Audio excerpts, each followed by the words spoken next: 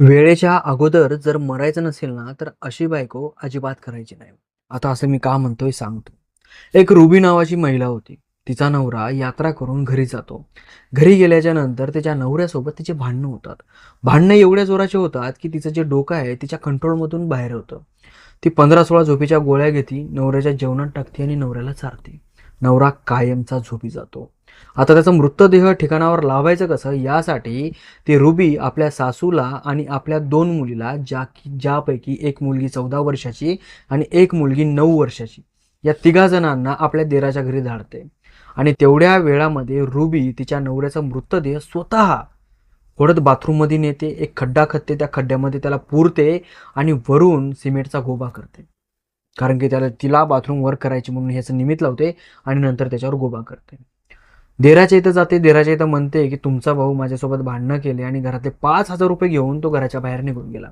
या अगोदर कित्येक वेळा त्या दोघांमध्ये भांडणं झाली आणि त्या रुबीचा जो नवरा आहे तो कित्येक वेळा घर सोडून गेला होता. तर तिच्या देराला खरं पटलं.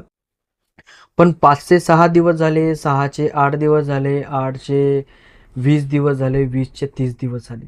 पण त्याचा काय येण्याचा पत्ता नव्हता. आता तिचा जो देर आहे, त्या देराला थोडा डाऊट यायला लागला. तो तिला इमोशनल ब्लॅकमेल करायला लागला, की "बघ रुबी, तुला जर असं काय वाटत असेल ना, काय झालं असेल तुझ्या हाताच्या ना, तर मला सांग." कारण की त्याला डाऊट येत होता ना, की असं कसं शक्य आहे? तो गेला कायमचाच गेला. कुठंच दिसला नाही, काहीच दिसला नाही, घराच्या बाहेर निघालाच नाही.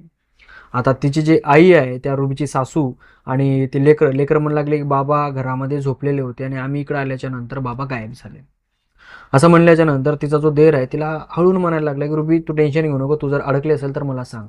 रुबी इमोशनल ब्लॅकमेल म्हणजे येते आणि इमोशनल होऊन म्हणते, की "मी माझ्या नवऱ्याला मारलं आणि बाथरूममध्ये पुरले." जेव्हा ही खबर तिच्या देराला कळते, पोलिसांना कळवतो आणि पोलीस रुबीला घेऊन जातात. तर सुखानं जर जगायचं असेल किंवा वेळेच्या अगोदर जर नसल मरायचं, तर अशा बायकांपासून दूर राहा.